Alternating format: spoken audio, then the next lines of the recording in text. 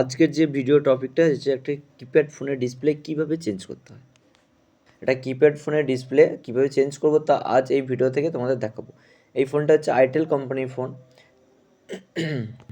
এই ফোনের ফার্স্টে ব্যাটারিকে রিমুভ করতে হবে এবং ওর মধ্যে যে চিপ সিম থাকে সেগুলোকে সব রিমুভ করে দিতে হবে, খুলে দিতে হবে। তারপর স্ক্রুগুলোকে খুলতে হবে।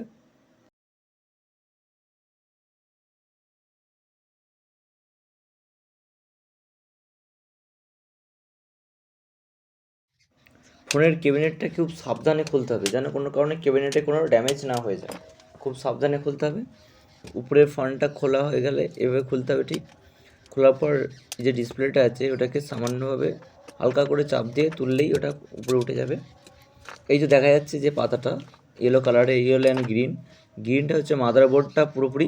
মাদারবোর্ড থেকে ডিসপ্লেটাকে পুরো যে ডিসপ্লেটা আছে এটাকে ফার্স্টে আমাদেরকে এখান থেকে রিমুভ করতে হবে। তো রিমুভ করতে গেলে আমাদের এখানে সোল্ডারিং ওয়্যার দিয়ে সেটাকে পুরো হিট দিয়ে আস্তে আস্তে ওটাকে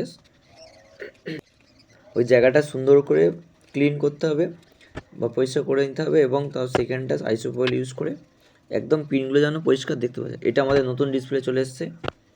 এই যে ডিসপ্লেটা, এই দুটো ডিসপ্লে একদম সেম হতে হবে, তা না হলে কিন্তু কাজ করবে না, কারণ জায়গাটা সেম না। এখানে 37 পিনের ডিসপ্লে। এবারে ডিসপ্লেটাকে ঠিক সেম জায়গাতেই এইভাবে সুন্দর করে ধরে সোল্ডারিং করে দিতে হবে এবং সোল্ডারিংটা যেন প্রত্যেকটা ওয়ান বাই ওয়ান হয় এবং একটা সোল্ডারিং হয়, কোনোটার সঙ্গে কোনো সোল্ডারিং পিনের যেন কানেকশান না হয়ে যায় এবং ধরে ধরে সূক্ষ্মভাবে সোল্ডারিংটা করতে হবে। সোল্ডারিং আমাদের পুরোপুরি কমপ্লিট। মাদারবোর্ডের সঙ্গে ডিসপ্লে সোল্ডারিং কমপ্লিট। এরপর একটা ব্যাটারিটা দিয়ে আমরা দেখে নেবো যে ঠিকঠাক কাজ করছে কিনা।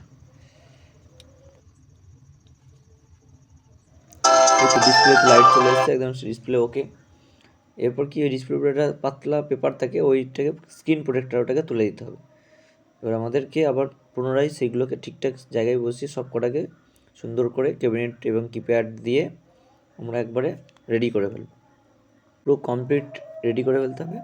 এই ছিল আমাদের ভিডিও টপিক, যে যেখানে একটা কিপ্যাড ফোনের ডিসপ্লে কীভাবে আমরা চেঞ্জ করব। সেই ভিডিওটা যদি ভালো লেগে থাকে তাহলে like, share, comment and subscribe করবেন, বেল বাটন অন করে রাখবেন।